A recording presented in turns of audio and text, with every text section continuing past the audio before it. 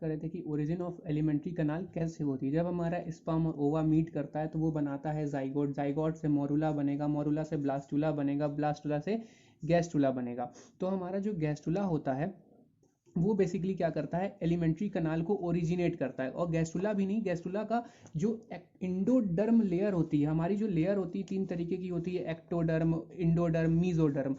जो हमारी सबसे बाहर की लेयर होती है उसे हम बोलते हैं एक्टोडर्म, जो हमारी अंदर की लेयर होती है उसे हम बोलते हैं इंडोडर्म, जो हमारी बीच की लेयर जो होती है उसे हम बोलते हैं मीजोडर्म। मीजोडर्म हम लोग में पाई जाती है, हम लोग मीजोडर्म से ही, हम लोग में बहुत सारे ऐसे ऑर्गन है जो मीजोडर्म से भी ओरिजिनेट होते हैं। और जो इसकी बीच की जो अभी जो इसमें जो है आपको मीजोडर्म देखने को नहीं मिलेगा।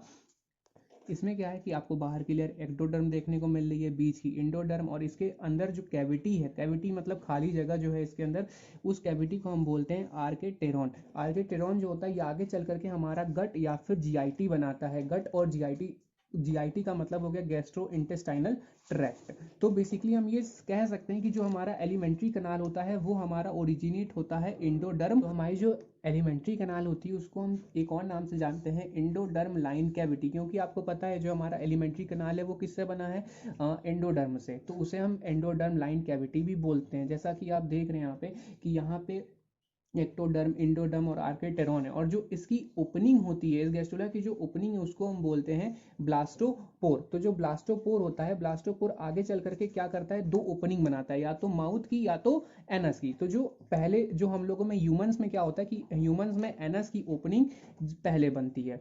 हाँ, अगर आप 11th में हैं तो ये पार्ट आपके लिए बहुत ही ज़्यादा इंपॉर्टेंट है, और नीट वालों के लिए भी। तो ये है digestive system in other phyla. तो अगर हम बात करें जो अदर फाइलम्स होते हैं उनके अंदर भी डाइजेस्टिव सिस्टम्स होते हैं। हाँ, ये जानता हूँ कि वो एनिमल किंगडम का पार्ट है, लेकिन इसको यहाँ पे अगर आप थोड़ा थोड़ा करके हर चैप्टर में अगर आप पढ़ेंगे तो वहाँ पे जो बहुत ज़्यादा बर्डन है, धीरे धीरे करते हैं ह्यूमन फिजियोलॉजी के चैप्टर से आपका क्लियर हो जाएगा। तो जैसे बात करते हैं, यहाँ पे मैंने लिख दिया आपके लिए सारे फाइलम लिखे हैं और उनके अंदर किस तरीके का डाइजेस्टिव सिस्टम प्रेजेंट होता है। जैसे कि अभी आप पढ़ के आ रहे हैं कि एलिमेंट्री कनाल में 2 ओपनिंग्स भी होती है और सिंगल ओपनिंग भी होती है। जिसमें 2 ओपनिंग होती है उसको हम बोलते हैं कंप्लीट एलिमेंट्री कनाल, और जिसमें सिर्फ 1 ओपनिंग होती है उसको हम बोलते हैं इनकम्प्लीट एलिमेंट्री कनाल। तो हम स्टार्ट करते हैं अपने पहले फाइलम से, जो कि है पॉरीफेरा। तो इस पॉरीफेरा में किस तरीके का डाइजेस्टिव सिस्टम प्रेजेंट होता है, वो होता है एब्सेंट। उसमें कोई भी डाइजेस्टिव सिस्टम हमारा प्रेजेंट नहीं होता। और फिर हम बात करते हैं सेकंड फाइलम की, हमारा सीलेंट्रेटा, इसको हम बोलते हैं नाइडेरिया। इसमें हमारा डाइजेस्टिव सिस्टम जो होता है इनकम्प्लीट होता है, मतलब सिर्फ इसमें एक ही ओपनिंग प्रेजेंट होती है। ये यहीं से कुछ भी इनटेक करता है और इसी पोर से ये एग्जिट भी करता है, मतलब इसका एंट्री पॉइंट और एग्जिट पॉइंट सेम है। और फिर हम बात करते हैं टीनोफोरा की, प्लेटीहेलमिंथस की। इन तीनों का जो डाइजेस्टिव सिस्टम होता है हमारा वो इनकम्प्लीट होता है। तो जो इन दोनों की जो बेसिकली डाइजेस्टिव सिस्टम होता है वो इनकम्प्लीट होता है। इन तीनों के डाइजेस्टिव सिस्टम को हम जो कहते हैं ब्लाइंड सैक बॉडी प्लान भी कहते हैं। जो कि आप एक एग्जांपल ले सकते हैं एक बोरे का, जिसमें सिर्फ एक ही ओपनिंग होती है, जिससे ही वो एंट्री भी होता है, वहीं से हम एग्जिट भी करते हैं। फिर बात करते हैं इसके बाद के जो फाइलम्स होते हैं हमारे, Aschelminthes, Annelida, Arthropoda, Mollusca, Echinodermata, Hemichordata, एनकॉर्डेटा। इन सब के डाइजेस्टिव सिस्टम जो होते हैं हमारे कंप्लीट होते हैं। तो ये आपके लिए लर्न करना बहुत ही ज़्यादा ईजी हो जाएगा। इस टेबल के थ्रू इसका आप यूज़ करिएगा। एलिमेंट्री कनाल को हम देखते हैं। एलिमेंट्री कनाल जो हमारा होता है वो स्टार्ट होता है माउथ की ओपनिंग के साथ और खत्म होता है एनस की ओपनिंग के साथ। जो हमारा माउथ होता है वो एंटीरियर ओपनिंग होता है। एंटीरियर मतलब आगे और पोस्टीरियर मतलब पीछे। तो जैसे कि हम देख लेते हैं ये हमारा माउथ है, और माउथ से क्या हो रही है, हमारी एंट्री हो रही है। तो माउथ से एंट्री हुई, फिर वो गई बकल कैविटी में, बकल कैविटी से हमारे थर्ड में गया फेरिंग्स में, फिर गया ओसियोफेगस में, फिर गया स्टमक में, फिर गया हमारा स्मॉल इंटेस्टाइन में, then large intestine, then anus, और फिर वहां से एग्जिट हो जाए। जो हमारा स्मॉल इंटेस्टाइन है यहाँ पे हमारा कंप्लीट डाइजेशन हो जाता है, यहाँ पे हमारा कंप्लीट डाइजेशन होता है।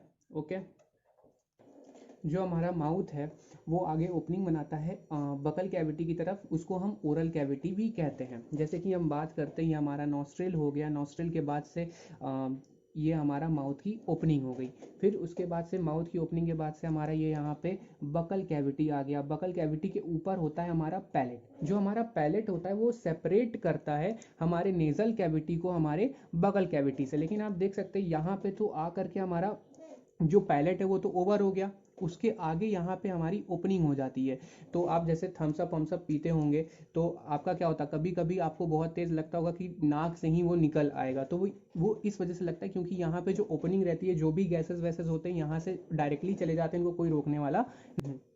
लेकिन कभी भी हमारा सॉलिड पार्टिकल ऊपर नहीं जाता, क्योंकि यहाँ पे जो हमारा रहता है ओव्यूला रहता है। जो जो हमारा इव्यूला रहता है वो क्या करता है कि सॉलिड पार्टिकल्स को, कुछ भी अगर रहेगा, तो आप जैसे देख सकते हैं यहाँ पे यह भी ऐसे है, जब कोई भी सॉलिड पार्टिकल जाता है तो ये हल्का सा पीछे की तरफ मुड़ जाता है, मतलब इसको पूरा ढक देता है। जब ये ढक देगा इस पार्ट को, तो यहाँ से कोई भी चीज़ ऊपर नहीं जा सकती, वो सीधे यहाँ पे आती है।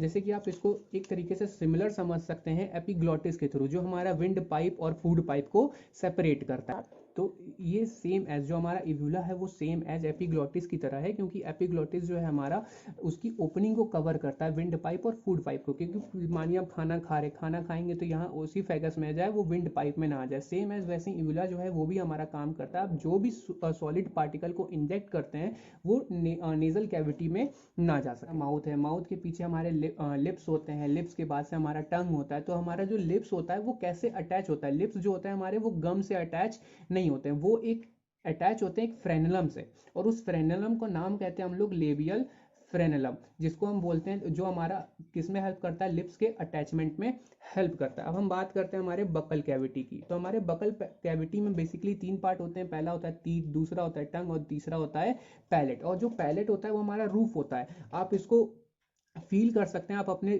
जो टंग है उसको फोल्ड करेंगे तो ऊपर आपको एक हार्ड पार्ट लगेगा, तो वो जो हार्ड पार्ट है वो हमारा पैलेट है। और आगे और उसको अगर और फोल्ड करके पीछे ले जाएंगे तो वहां पे एक ओपनिंग होगी, वो एक सॉफ्ट पार्ट होगा।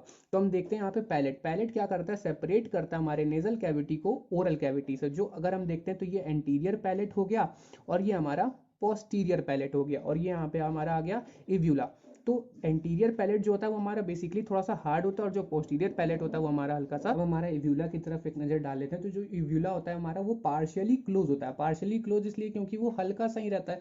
फिर उसके बाद से वो इंटरनल ईयर्स में क्या होता है, पार्शियली क्लोज करता है हमारे इंटरनल ईयर को। वो किस लिए कवर करता है कि हमारा जो फूड है वो हमारे नेजल कैविटी में ना जा सके।